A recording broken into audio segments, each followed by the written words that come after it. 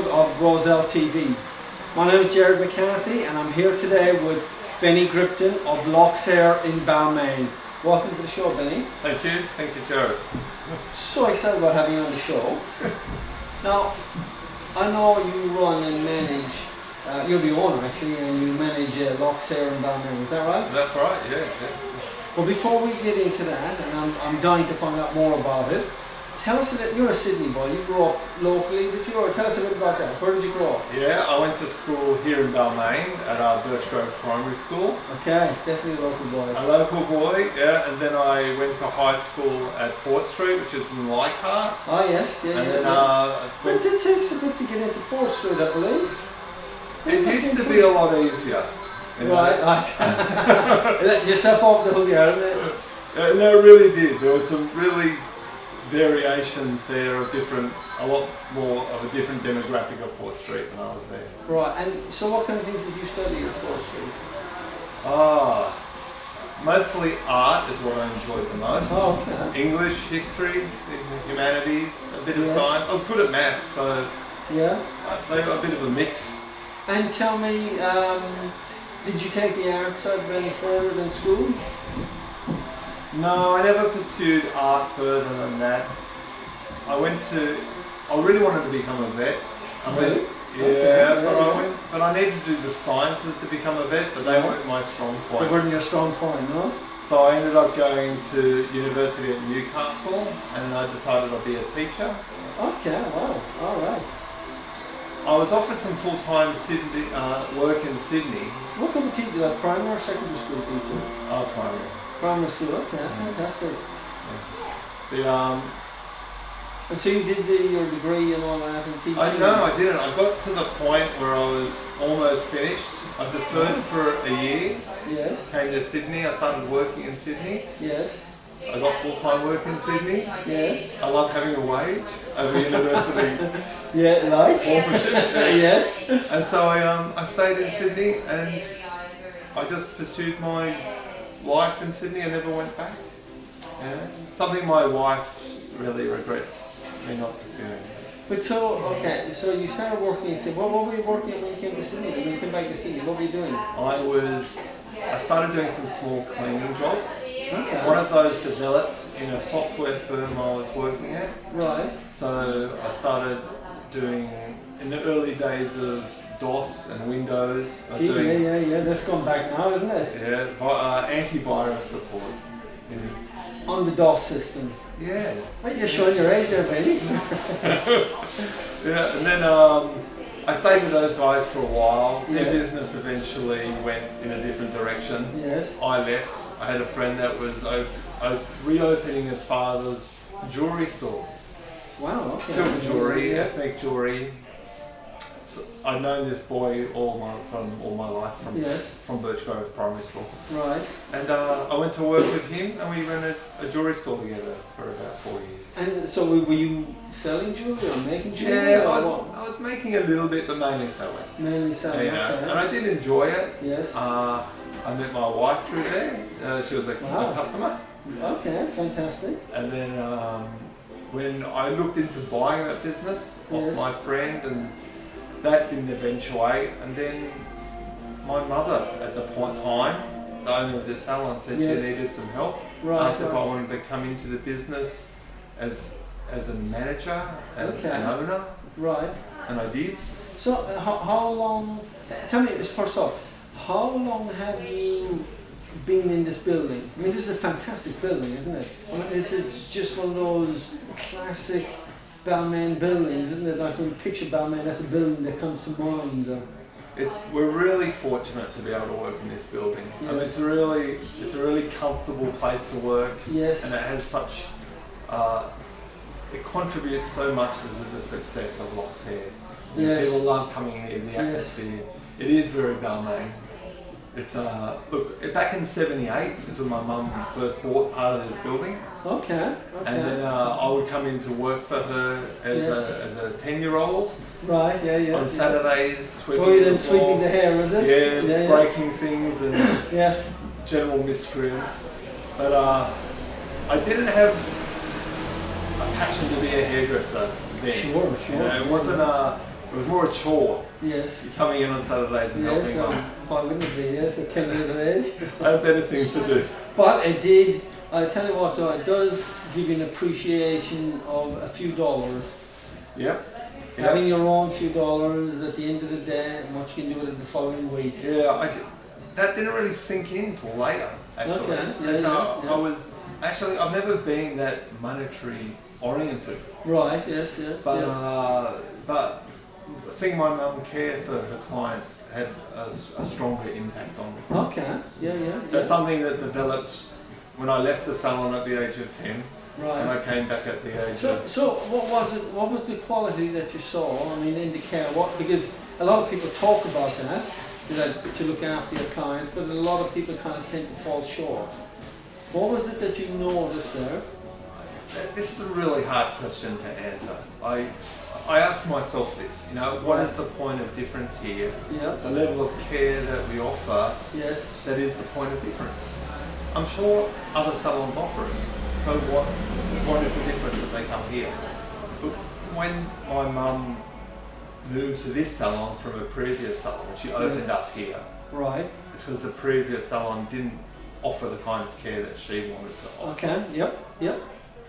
That was ingrained in me from then. Right. I didn't know it, I didn't recognise it. Yes. But it was there, and it's something that I just carried with me all my life. And when I came to work with her years later, it wasn't really work, it was just caring for clients. Yes. The way that I only knew from her teachings. From your apprenticeship, as they say. Yeah, that's right. It was, and I just sort of followed suit. Yes. And did what felt natural. Yes. And the business prospered from it. Talking about businesses prospering, you're not actually a hairdresser yourself, is that right? That's right, yeah. Okay, I find that fascinating, and I think it's a terrific model. It's a very interesting model because, tell me how all that came about. Like, I mean, obviously, go ahead. How that came about. When my mum first invited me to help her run the business, she'd been looking after the business, the hairdressing side of it, but also the business side of it. Yes. She really wanted me the business to excel as a business. Yes. Which was new at the time for salons. Yes. So she got me on board to help with that. So she sort of became the right side of the brain, the creative side, yes. and I became the left side. Yes. And we worked together to ensure that all our clients were looked after on all levels. Right. So, and I guess that's what I'm getting at. So she stayed very much hands-on and did the hairdressing and all of the.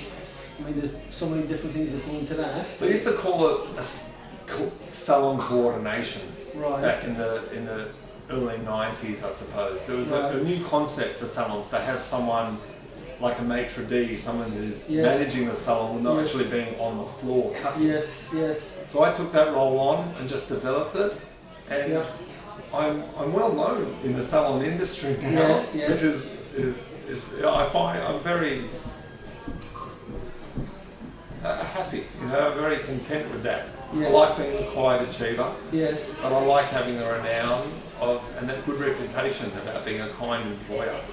Right. Yes. In the industry, and I can go to all the top salon seminars, and I do all the schmoozing and feel my hairdressing friends there. Right. Yes. And everybody knows I'm not a hairdresser, but they just know my role in the industry. But then, exactly. So they know that you're a business owner, and I guess the manager actually is like what I would see is like holds the